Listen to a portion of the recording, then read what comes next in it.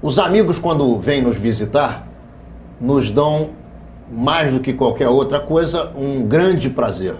E hoje é dia de prazer. E um prazer representado pela visita do meu querido amigo Marcelo Itagiba, que respondeu pela segurança pública do Rio de Janeiro no último governo, no governo do Antony Garotinho, governo da Rosinha Garotinho, e hoje é deputado federal com atuação brilhante no Congresso Nacional, dentro daquela casa muito difícil de se atuar. Marcelo, é um prazer grande receber você aqui, eleito, já com quase 10 meses de mandato, e é muito bom receber você e poder bater esse papo de sempre contigo. Sempre bom estar entre amigos para falar das coisas boas. E o que eu chamo de coisas boas é poder trabalhar em defesa e a favor da população do nosso estado. Você sabe que eu fiquei durante 2 anos como superintendente da Polícia Federal, sou delegado de Polícia Federal de carreira, ainda sou delegado de Polícia Federal. Fiquei 3 anos à frente da Secretaria de Segurança Pública e hoje estou deputado federal. Então eu sempre digo o seguinte, eu sou delegado de Polícia Federal e hoje estou deputado federal. De estar podendo fazer um outro tipo de trabalho. Durante 25 anos da minha vida eu trabalhei combatendo o crime e prendendo criminosos. Hoje eu estou no Congresso Nacional procurando fazer leis para manter os criminosos dentro da cadeia. E isso está me dando muita satisfação. Deputado federal Marcelo Itagiba, qual é a diferença entre ser polícia, ser membro do Executivo Estadual e ser deputado federal? Olha, nas 3 funções você está sempre procurando trabalhar em defesa da sociedade. Então, nesse ponto, elas se assemelham muito. Na questão da polícia, você trabalha dentro de um princípio hierarquizado, né, onde você tem atribuições legais a serem cumpridas, ou seja, fazer investigação, prender pessoas, seja no tráfico de drogas, principalmente na Polícia Federal, seja no crime do colarinho branco, seja corrupção na máquina pública. Como secretário de Segurança Pública, você, na verdade, se torna um gestor, um administrador, ou seja, você tem as polícias civil e militar na ponta fazendo o trabalho e você procurando dar os meios, os recursos e colocando essas polícias em defesa da sociedade.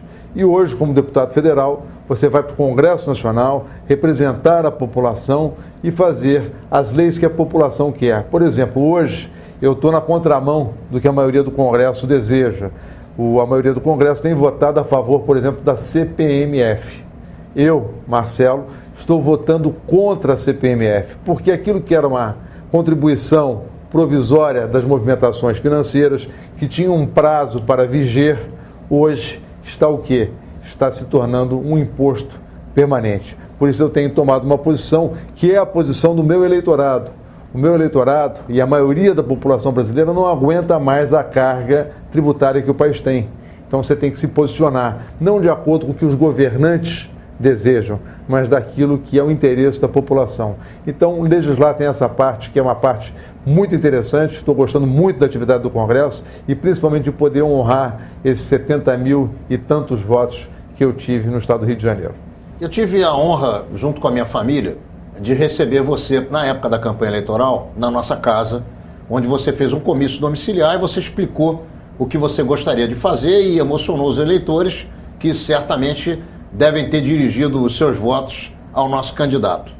Eu pergunto a você, entre o tempo romântico da campanha eleitoral, em que você ainda não tinha uma cadeira no Congresso Nacional, mas você tinha muitas ideias, e o momento em que você passa no Congresso, existe algo que quebrou nesse vaso de encantamento, ou você imagina ainda que é possível colocar em prática aquilo que você acredita que seja melhor para todos nós? Olha, não foi uma vez só, foram 2 vezes. Uma vez na casa da sua querida mãe, Liginha, que fez uma reunião, e depois na sua própria casa, que foi muito importante para deslanchar a minha campanha entre os amigos de vocês. A primeira reunião, inclusive, foi a sua primeira reunião de campanha. Foi a primeira reunião domiciliar em casa de pessoas amigas, foi realizada na casa da sua mãe, da Lígia, e você sabe por quê, né?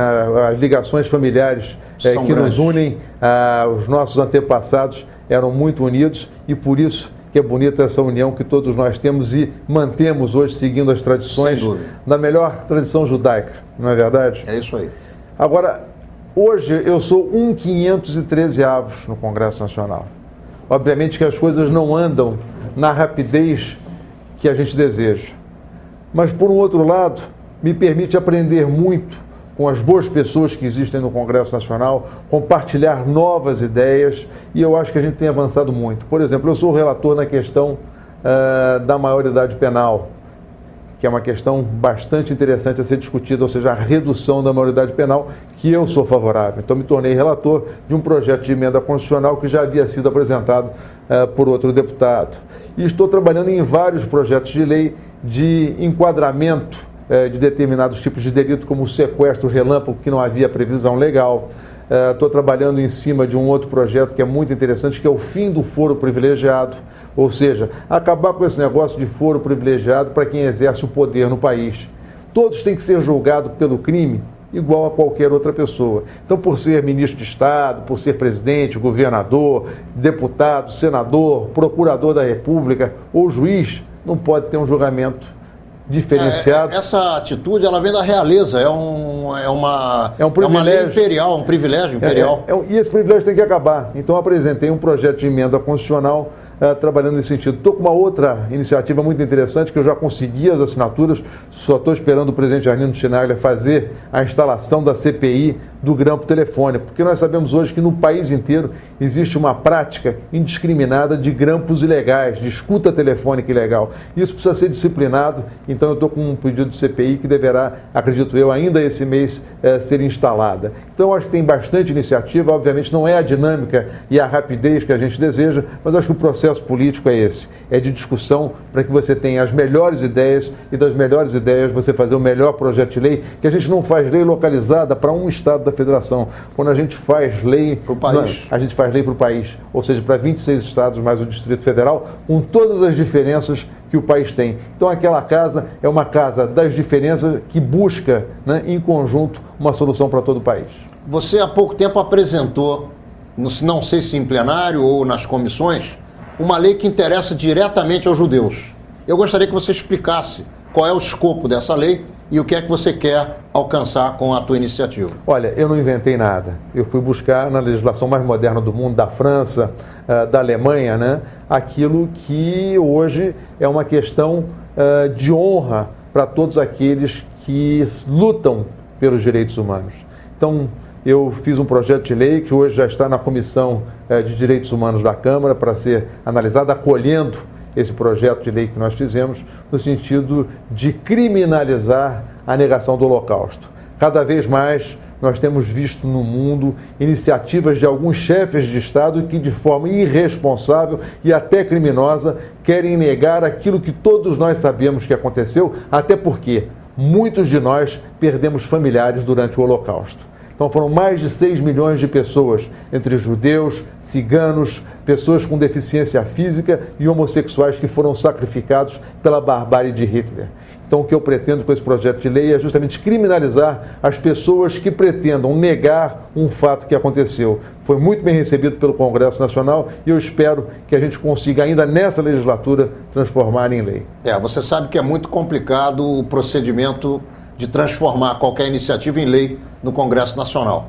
Mas eu tenho certeza absoluta que você vai encontrar os caminhos do diálogo, os caminhos da persuasão, os caminhos do estímulo para aquilo que você sabe que é tão importante, não apenas para os judeus, porque muita gente imagina que esse tema é um tema judaico. Não, esse tema é um tema da democracia, é um tema das liberdades. E quando você não permite que se negue o Holocausto, através de uma lei, e lei essa de sua iniciativa no Brasil, mesmo que ela exista em outro país, o que você está fazendo é apenas dizendo legalmente que no Brasil nós vamos respeitar as liberdades individuais e as liberdades coletivas e que esse tipo de crime não vai mais perpassar a sociedade brasileira. E eu tomei o cuidado, Ronaldo, de colocar no projeto, né, negação do Holocausto ou de qualquer outro crime contra a humanidade com o objetivo de criar o sentimento discriminatório nas pessoas. Quer dizer, não é apenas a questão do Holocausto, embora ele tenha o realce que deva ter, mas também outros crimes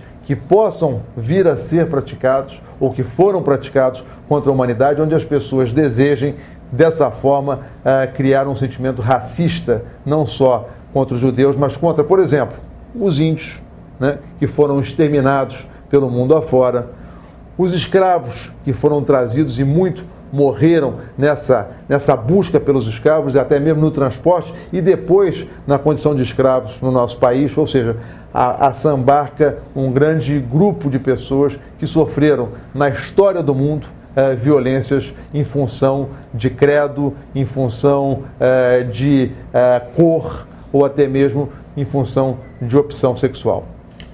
Você declarou no começo da nossa conversa, e é verdade, você é policial, você foi superintendente da Polícia Federal aqui no Rio de Janeiro e você hoje é deputado federal. O caso Renan é caso de polícia? Eu não tenho a menor dúvida de que todos os fatos que têm vinculação com a possibilidade da existência de crime tem que ser apurado criminalmente. Existem não só as instâncias políticas, mas existem as instâncias judiciárias. Então eu acho que há uma denúncia e essa denúncia tem que ser investigada. E se a denúncia atribui a prática de recebimento ilícito de algum recurso, isso passa a se tornar um caso de polícia. Mas como existem privilégios, como existe o tal do foro privilegiado, muitas vezes essas pessoas não vão às barras do tribunal. Por isso é que eu quero acabar com a questão do foro privilegiado. E eu sou um dos poucos deputados que tive a oportunidade de, por 2 vezes, fazer pronunciamento no plenário da Câmara dos Deputados, pedindo a saída do presidente do Senado, Renan Calheiros, embora ele seja do meu partido, para que respondesse fora do seu cargo de senador, de presidente do Senado, as denúncias para depois, se viesse a ser absolvido, reassumir a sua cadeira ou se viesse a ser condenado, não a assumisse mais, porque eu entendo que na condição de presidente do Senado, ele também é presidente do Congresso Nacional e é muito ruim para a instituição parlamentar ter um presidente submetido a uma investigação. Qual é a tua opinião sobre o voto secreto no parlamento? Eu acho que o voto secreto é uma faca de 2 gumes. Em determinados momentos ele é ruim, em determinados momentos ele é necessário. Mas eu hoje defendo, como sempre defendi, o voto para tudo aberto. Compreendo aqueles que defendem de forma diferente, mas eu fui eleito pelo povo para exercer um mandato em nome do povo. E eu acho que o povo tem o direito e eu tenho a obrigação de informar ao povo de que forma eu estou votando. Por isso eu sou a favor do voto totalmente aberto, não ter voto secreto, para que o povo saiba como o seu representante está atuando no Congresso. É bom quando a gente tem tempo de consertar o equívoco. Não é candidatura a prefeito, é pré-candidatura a prefeito, ou seja, antes das convenções partidárias, não há candidato a prefeito em qualquer partido. Por isso, aqueles que desejam disputar essas convenções são pré-candidatos. E Marcelo Itagiba, pelo que nós escutamos falar, e agora vamos ouvir de viva voz aqui do nosso deputado federal, é pré-candidato a prefeito do Rio de Janeiro. É isso? É isso. Eu me elegi deputado e várias pessoas vieram conversar comigo no sentido de dizer: Itagiba, existe uma candidatura para prefeito no ano que vem. A cidade precisa de alguém que conheça e entenda os problemas de segurança pública, porque esse é um dos principais problemas da cidade. Ou seja, precisa de um prefeito que esteja pronto para enfrentar essa situação. E de que forma? Prefeitura não cuida de segurança pública? Não, mas prefeitura tem uma série de ações que ajudam na segurança pública. Por exemplo, a Guarda Municipal. Por exemplo, a Guarda Municipal de São Paulo é armada e faz uma espécie de policiamento nas áreas específicas da cidade de São Paulo. Por que nós não podemos pensar isso para a cidade do Rio de Janeiro? Outra coisa, iluminação de via pública. A própria iluminação, se uma área estiver mais iluminada ou melhor iluminada, mais segurança. Nós vamos ter mais segurança. Além disso, eu acho que essa cidade tem jeito, e eu tenho dito sempre, o Rio tem jeito. O que a gente precisa é de pessoas envolvidas, que gostem dessa cidade, que amem, que tenham vontade de transformá-la naquele paraíso que todos nós desejamos, ou seja, um lugar onde as pessoas possam vir e viver em paz. Então, diante desse desafio, eu acho que a minha vida tem sido uma constante luta, na busca de desafios. Eu aceitei o desafio de ser pré-candidato pelo meu partido, estou colocando o meu nome ao PMDB, para que, se o PMDB assim entender, apoie o meu nome para ser candidato a prefeito do Rio de Janeiro. Como é que você define o quadro partidário do PMDB? César Maia Antony Garotinho e Sérgio Cabral. César Maia não está no PMDB, mas faz uma aliança com Garotinho e, de uma determinada maneira, influi eventualmente numa candidatura à Prefeitura do Rio que possa sair de um diálogo entre esses dois homens que, durante tanto tempo, influíram definitivamente na política da cidade do Rio de Janeiro e do estado do Rio de Janeiro. E Sérgio Cabral, governador do estado do Rio de Janeiro. Existe espaço no PMDB atual para todo esse confronto, conflito e até acerto, vamos dizer assim? Olha, eu vejo o PMDB como... Vejo não, ele é o maior partido do Brasil hoje. É a maior bancada na Câmara, com 91... Ele já tem o Moreira Franco, se não me falha a memória. Moreira Franco, que hoje é o vice-presidente da Caixa Econômica Federal. Sim, mas que é um dos líderes do PMDB também. Com certeza. Então, o que nós temos hoje? Nós temos uma bancada federal de 91 deputados federais. Só o Rio de Janeiro tem 10 deputados federais, ou seja, a maior bancada de deputado federal é a do PMDB, do Rio de Janeiro. Segundo lugar, a maior bancada estadual é do PMDB, com 17 deputados. Ou seja, o PMDB foi o grande vitorioso nas últimas eleições. Fez a maior bancada federal, a maior bancada estadual, fez o governador do estado, fez o senador na coligação, que é o ministro Francisco Dornelles. Ou seja, o PMDB é o grande vitorioso. O PMDB tem pessoas importantíssimas, como ex-governadores, como Moreira Franco, como o ex-governador Antony Garotinho, como a ex-governadora Rosinha, como o presidente da Assembleia Legislativa, o Pisciani, como o Sérgio Cabral, que é o atual governador, como o Paulo Duque, que é hoje senador, que é o presidente do Diretório Municipal. Então, eu tomei o cuidado, diante de lançar a minha pré-candidatura, de conversar com essas pessoas importantes. Todas elas me estimularam a buscar esse caminho. Tocar para frente. E tocar para frente, porque o PMDB tinha que ter candidato. Hoje, alguns grupos estão conversando com o prefeito César Maia, que foi o grande derrotado nas últimas eleições. Derrotado por quê?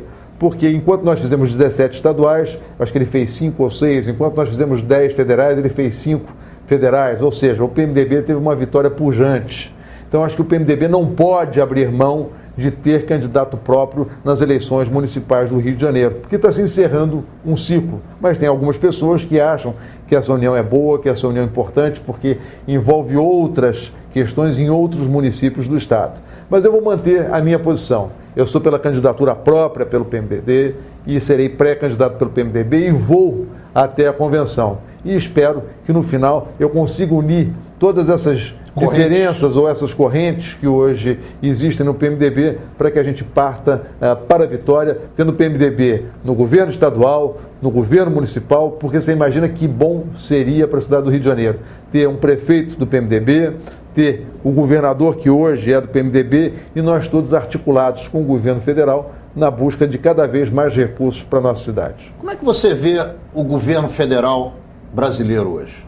Olha, é um governo que adotou a fórmula deixada pelo PSDB, deixada pelo Fernando Henrique Cardoso e fazendo dessa forma um upgrade daquela política econômica e da política social. Tem algumas coisas que eu me diferencio, que eu não concordo, como eu já disse hoje, a questão da CPMF. Eu acho que nós não precisamos mais de CPMF e o governo insiste na CPMF. Eu acho que o governo erra também ao criar um número enorme de ministérios, em criar vários cargos em comissão para nomeação de pessoas. Então tem algumas questões administrativas com as quais eu não concordo. Concordo com a estabilização, acho que as taxas de juros devem baixar ainda mais para que a gente possa ter cada vez mais empregos, gerando mais oportunidades e para que tenhamos mais investimentos. Só dessa forma, inclusive, a gente vai melhorar a questão da segurança pública, porque se a gente não tiver crescimento e desenvolvimento, não há como você melhorar a situação do país. Então eu acredito que a gente tem que mexer e reduzir a carga tributária, também é importante. Então, na verdade, eu acho que está faltando ao PT aquilo que eu chamo de gestão. Uma gestão que equilibre as contas, mas também não aumente demais a despesa, que não faça com que a gente tenha necessidade de cada vez mais impostos. Vamos reduzir a carga tributária, vamos baixar a taxa de juros, vamos deixar o país crescer, vamos deixar a iniciativa privada gerar empregos e oportunidades, que a gente tenha um grande país e dessa forma a gente muda o quadro em todo o Brasil. Como é que você vê as chances do Rio de Janeiro, da cidade do Rio de Janeiro? São enormes. Não tem cidade mais bonita no mundo do que o Rio de Janeiro. Não tem um cartão postal no sentido de dizer que o turista do mundo gostaria muito de conhecer o Rio de Janeiro. Já é uma grife. Rio é uma grife internacional. Além disso, existem áreas próprias para você poder instalar indústrias, para você poder instalar uma malha comercial ainda melhor. O que a gente precisa hoje é de transporte urbano que possibilite as pessoas ir e vir. E que você também dê condições dessas pessoas de, ao invés de morarem em subcondições, em condições subhumanas, em muitas das favelas, em terem locais melhores, com construções apropriadas, com meios de transportes rápidos, com trens de superfície que permitam às pessoas chegar rapidamente ao seu trabalho sem ter que passar por esse caos dos engarrafamentos que a gente tem na linha amarela, na linha vermelha, na Avenida Brasil, para as pessoas chegarem ao centro da cidade. E eu acho que a gente pode fazer isso. E a forma de fazer é mexer nessa questão do transporte urbano. Não precisa ser tudo subterrâneo, fazer tudo na base de metrô, não. No mundo inteiro existe o bonde de superfície, os bondes modernos. Basta você ir à Alemanha que você vê isso funcionando. E ter os trens, principalmente ali na Avenida Brasil, e você pode aproveitar uma vasta área que existe ali, fazer conjuntos habitacionais próprios e dessa forma diminuir a densidade populacional nas favelas do Rio de Janeiro e, de uma certa forma, acabando com esse crescimento hoje vertical que a gente vai assistindo nas comunidades, as coisas em cima das outras, criando condições subhumanas de habitação para essas pessoas. Na tua opinião, você vocaciona o Rio como uma região de absoluto apelo turístico? Porque eu ouvi você falar isso. Além do turismo, o que é que você imagina que possa servir como base para que a economia da cidade do Rio de Janeiro possa voltar a funcionar como ela deveria funcionar? Olha, qualquer tipo de atividade comercial ou industrial se coloca bem no Rio de Janeiro. Primeiro, nós temos porto. Em segundo lugar, nós temos a malha rodoviária, né? Em terceiro lugar, nós temos mão de obra que pode ser treinada e preparada para assumir qualquer dessas áreas. Fora isso, nós temos que trazer de volta para cá o mercado. O mercado já foi, a sede já foi o Rio de Janeiro. As coisas foram indo embora porque não houve uma política de incentivo. Está falando da Bolsa de Valores. Bolsa de Valores e outras bolsas, não precisa ser só especificamente de valores, que poderiam estar operando aqui no Rio de Janeiro, que tem essa vocação, vamos dizer, a vocação e a tradição para isso. Hoje São Paulo está muito inchada. São Paulo hoje detém já o poder econômico, o poder industrial. Eu acho que a gente tem que dividir isso de forma a gente gerar condições de ter emprego nessa cidade. Uma candidatura a um cargo majoritário, ela exige, enfim, um contato amplo e vasto em todos os setores da sociedade e exige, mais do que isso, um esforço pessoal daquele que se imagina ocupando esse cargo majoritário, que cria uma série de desgastes na família, com os filhos, com os familiares mais próximos ou menos próximos, no círculo de amizades. As coisas elas deixam de ser como sempre foram e passam a ser muito diferentes, porque a demanda em cima do candidato, em cima daquele que está cavalgando em busca de uma posição política para poder realizar os seus projetos de vida para todos os membros dessa sociedade, essa demanda é muito forte. Como é que você se sente preparado para isso? Olha, eu sempre me dediquei a tudo que eu fiz 1000%. Então, mesmo na minha atividade policial, já era muito sacrificado a família no dia a dia. Estão acostumados, compreendem que o pai tem uma vocação para servir, que tem uma preocupação com o outro, que quer cada vez trabalhar mais em benefício da sociedade. Já compreenderam isso, isso faz parte da nossa vida. Então eu, em casa, tenho todo o apoio dos meus filhos, da minha mulher, da Gabriela, para seguir na busca daquilo que é o meu ideal, que é cada vez continuar a trabalhar e servir mais a população da cidade que eu amo, do estado que eu vivo, onde eu nasci e fui criado, e o que eu acho é que a gente tem condições de mudar. E eu não vou cansar de dizer a frase, o Rio tem jeito, o Rio tem jeito e o jeito será dado por nós, todos em conjunto, fazendo a grande revolução que essa cidade precisa. Uma revolução que faça com que a gente volte a ter aquela autoestima e aquele prazer de dizer eu sou carioca e o Rio é o melhor lugar do mundo e é aqui que a gente vai fazer a transformação do Brasil. Você não se esqueça que tudo que hoje está em Brasília de bom e de ruim saiu do Rio de Janeiro. A cidade foi abandonada através dos tempos. A capital se mudou para lá. Então o que nós temos que fazer é preencher esse vazio com criatividade e principalmente com o apoio da população. Você esteve perto de homens que tomaram decisões por governos. A última dessas foi no governo Rosinha. No caso, não era um homem, mas era uma mulher governador, vamos dizer assim. Era a governadora Rosinha Garotinho, você foi secretário dela. Eu me lembro, quando eu dirigia departamentos na Federação Israelita, eu olhava às vezes para o presidente e pensava comigo, essa atitude eu jamais tomaria na minha vida. E olhava muitas vezes e dizia, essa atitude que ele não está tomando, eu já teria tomado há muito tempo. Eu pergunto a você se a sua candidatura é fruto da certeza que você tem de que você pode tomar atitudes que outros não estão tomando, ou se é fruto de alguma coisa mais ampla que você poderia nos explicar agora. Olha, eu acho que a vida da gente é tomar decisões. E eu nunca deixei de tomar decisões. A pior coisa é você não decidir. Quando você não decide, as coisas acontecem sempre para pior. Então é importante você ter decisão. Tomar a decisão, não importa que ela naquele momento lhe pareça certo e depois ela dê errado, mas você decidiu. Você não pode deixar as coisas paradas do jeito que elas estão. E o que eu aprendi na vida, por exemplo, eu trabalhei como policial federal com vários presidentes da República, ou seja, passei por vários governos. Eu sempre procurei ter uma postura profissional. Trabalhei 2 anos e meio com o ministro José Serra no Ministério da Saúde. Trabalhei como secretário da governadora e sempre procurei ter uma postura profissional. E o que eu quero fazer é isso, é fazer uma gestão profissional que permita a gente tirar o Rio de Janeiro dessa mesmice na qual ele se encontra. E a responsabilidade eu quero chamar para mim. A caneta será minha se eu me eleger prefeito, se o meu partido me indicar para tanto. E aí eu tenho que cobrar de uma única pessoa, de mim mesmo. E que as pessoas cobrem também daquele que ela elegeu. Por isso é que eu hoje, na condição de deputado federal, tenho prestado contas da minha atividade, procuro me reunir. Eu quero ser um deputado distrital, no sentido de dizer, as pessoas que votaram em mim podem cobrar as minhas posturas, pode olhar no meu site, eu tenho um site www.marceloitagiba.com. Ali estão as minhas realizações. Eu quero que as pessoas interajam comigo e digam, Marcelo, estou de acordo, não estou de acordo, Itagiba, você errou aqui, você acertou ali, esse é o nosso pensamento. Então, www.marceloitagiba.com é um caminho, um canal de comunicação. Então, o que eu quero é assumir as responsabilidades e ter a responsabilidade de fazer aquilo que eu acho que a gente pode fazer para melhorar o Rio.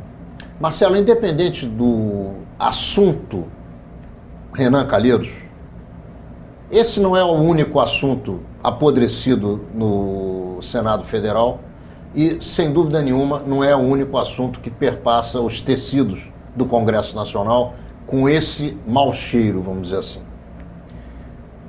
O que é que você percebe no Congresso Nacional e no Senado Federal? Os senadores, os deputados, querem trabalhar em benefício da população? Isso é uma grande maioria? Isso é uma minoria?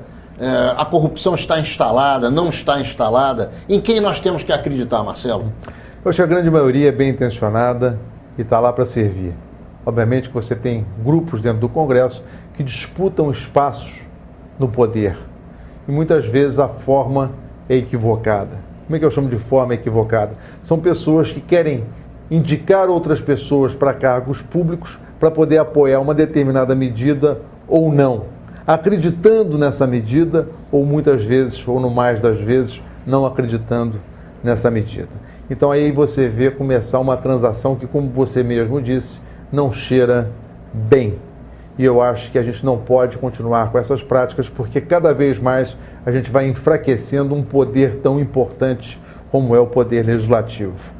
Então você tem pessoas que querem indicar presidentes de estatais, não querem fazer um programa de governo em prol da administração pública e em prol do cidadão. Querem apenas indicar pessoas para exercerem uma parcela do poder. Isso não é bom. E eu sempre digo o seguinte, não há corrupção no poder legislativo sem que haja o agente corruptor.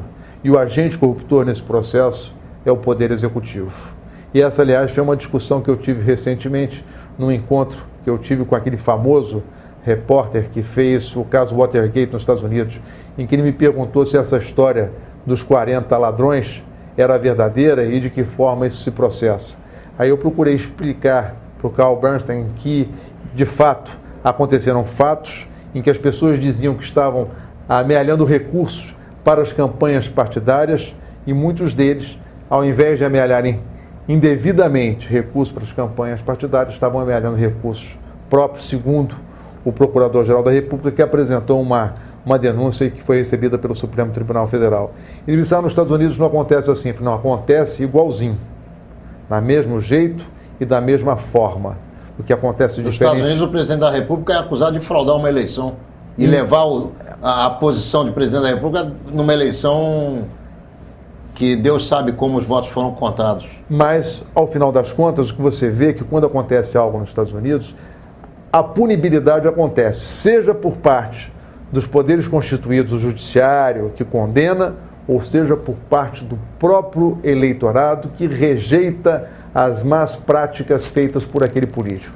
E eu acho que essa é a grande lição que nós temos que aprender do sistema americano. Que eu digo, o sistema democrático talvez seja tão corrupto como qualquer outro sistema, mas é o único sistema que ainda te permite que haja denúncias e que uma reportagem como aquele fez com que o presidente dos Estados Unidos da América não ficasse mais no cargo, né? Sofresse um processo de impeachment. Você chegou a conversar com ele sobre isso? Conversei exatamente. O que ele conta? O nosso diálogo foi exatamente isso, quer dizer, no processo democrático americano, de que não é semelhante ao brasileiro, justamente porque as práticas políticas não são dessa forma. Eu disse, não, elas são dessa forma sim, são iguais. E foi aí que eu disse que o regime democrático é o melhor regime do mundo, que te permite a contradição e te permite a liberdade de imprensa. Talvez se essa corrupção toda tivesse acontecido num regime ditatorial, ninguém ficasse sabendo, ou se ficasse sabendo, talvez não fosse permitido dizer. Então a liberdade de imprensa é fundamental. E é isso que o Watergate demonstrou, que a liberdade de imprensa foi um fator de esclarecimento da população. E a verdade é a seguinte, a partir do momento que a população americana toma conhecimento, ela rejeita o corrupto. E o que nós precisamos talvez aprender aqui no país é isso. Aquele que elege o seu representante tem que fiscalizar o trabalho do seu representante no dia a dia, e se ele errou, ou se ele roubou, ou se ele fez um ato de improbidade, não espere apenas que o judiciário decida, não espere apenas que o Congresso Nacional tome a medida de botar para fora. Não reeleja esse indivíduo na próxima eleição.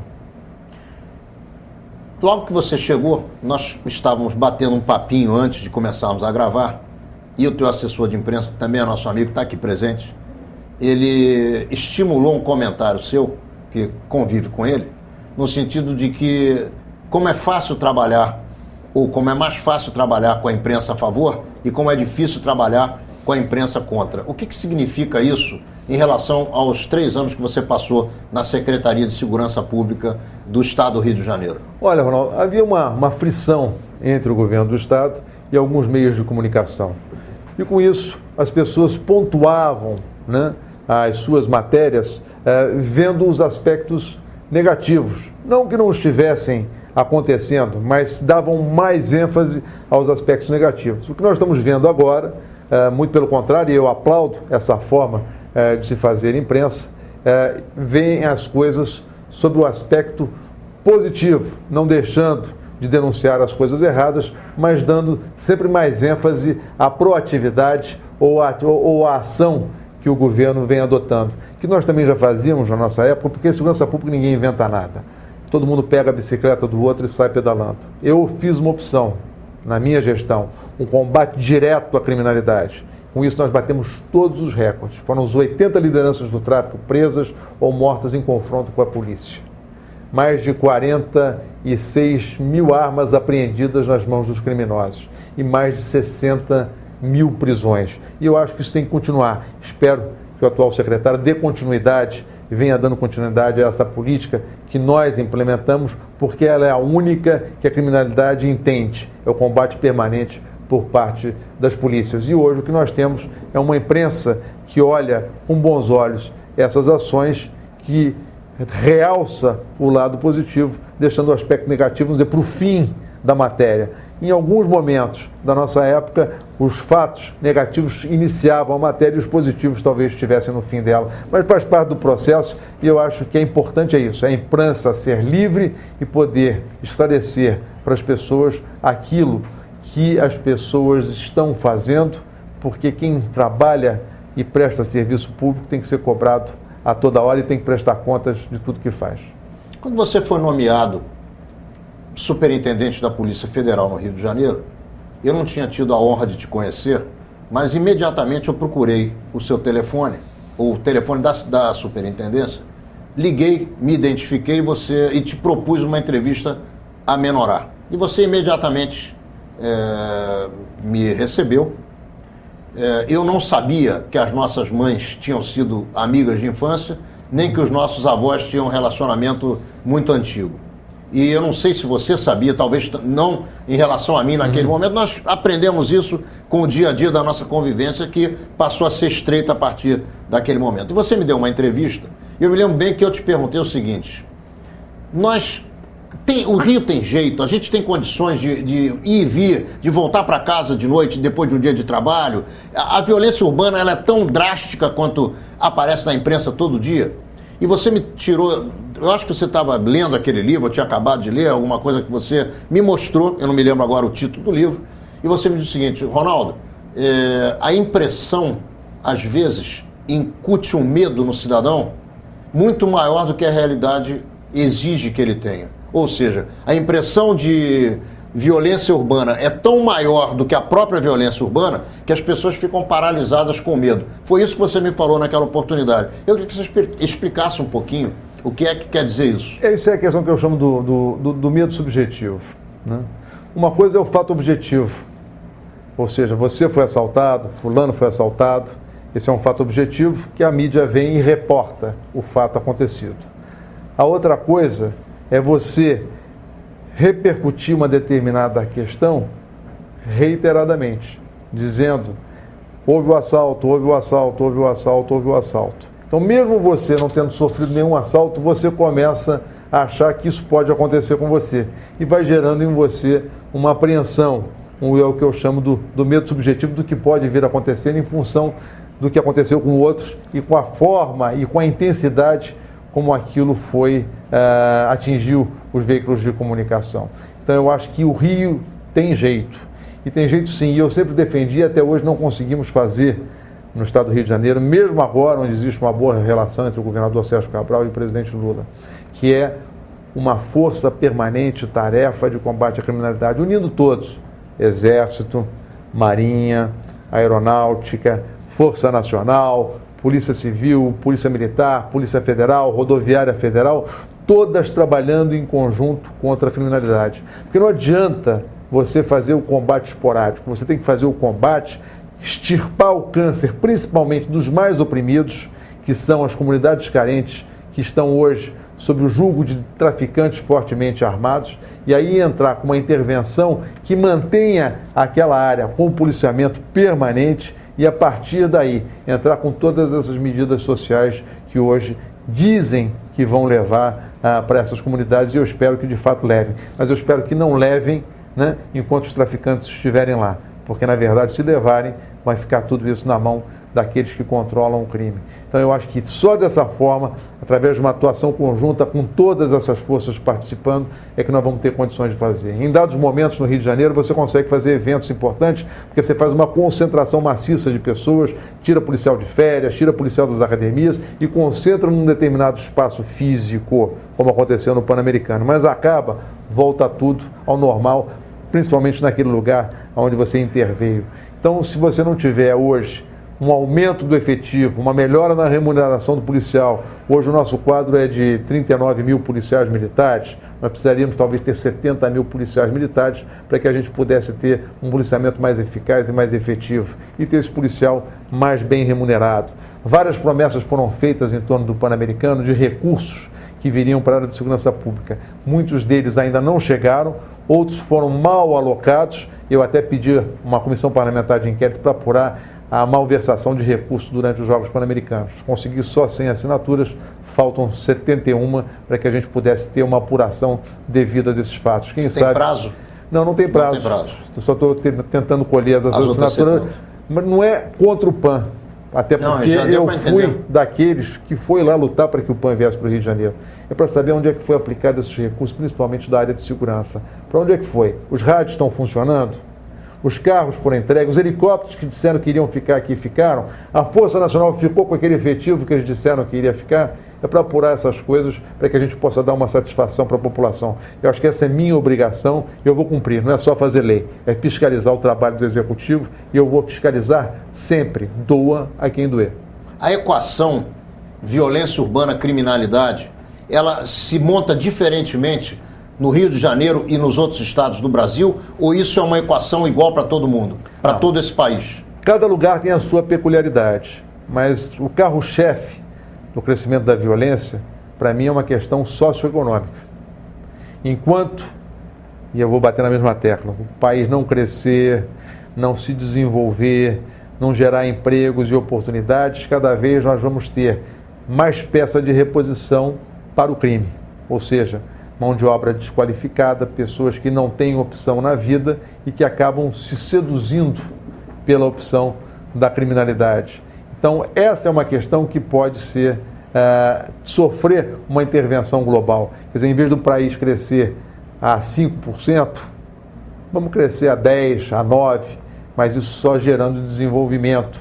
Aí, dessa forma, o país começa a crescer e ter condições de absorver toda essa mão de obra no mercado de trabalho. Então, essa é uma questão, a socioeconômica.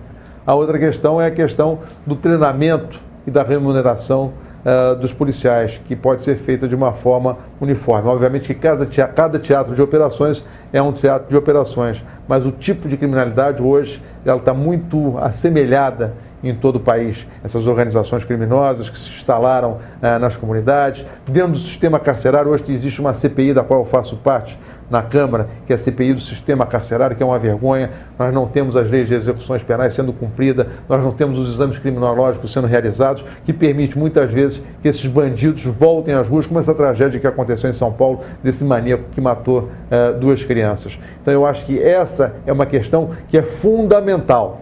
Se nós tratarmos dessa questão fundamental, a socioeconômica, associado a isso, a um trabalho permanente de combate à criminalidade, a gente tem condições de reverter esse quadro. Olha, meu amigo, infelizmente, o nosso tempo termina. E com muita tristeza eu tenho que te comunicar isso, porque ouvir você e trocar ideias contigo realmente é motivo de alegria, de grande prazer. Então eu quero que você aproveite a nossa modesta câmera e o seu microfone e se despeça, deixando a sua mensagem, não só de Ano Novo Judaico, mas principalmente a sua mensagem de otimismo em relação ao seu mandato e em relação às suas buscas futuras ligadas à política e principalmente ligadas à política da cidade do Rio de Janeiro. Ronaldo, obrigado. Eu digo que não termina, eu digo que ela começa, né? Cada passo é um passo de uma longa caminhada em defesa da população do meu estado e principalmente hoje da minha cidade. O mandato não é meu, o mandato é de você, eleitor, que me elegeu. Eu volto a dizer, eu sou delegado de Polícia Federal, que estou deputado federal. Estou deputado federal porque 70 mil pessoas confiaram em mim e eu não vou decepcioná-los. Vou continuar trabalhando em prol daquilo que eu acredito, de acordo com as minhas ideias, porque ninguém pode mudar as suas ideias em função de momentos. Então eu sou contra o aumento da carga tributária, eu sou contra a corrupção, sou contra a criminalidade e sou a favor do povo brasileiro, porque ele merece muito que todos nós trabalhemos em sua defesa. Esse é o trabalho de um deputado federal e esse trabalho eu vou continuar realizando com muito orgulho para você, que me elegeu e para você que votou em outro, mas para que você no futuro possa saber que existem muitos bons deputados representando você na Câmara Federal. Menorá na TV entrando no ar mais uma vez, segunda-feira que vem, no canal 14 da NET, às 10 horas da noite. Até lá. Ronaldo, eu não posso me esquecer de desejar a toda a comunidade, né, e a todos aqueles que acreditam no Deus Supremo, um Shana Tová. Atrasados nós dois, mas o Shana Tová vale pelo ano inteiro. Estamos aí.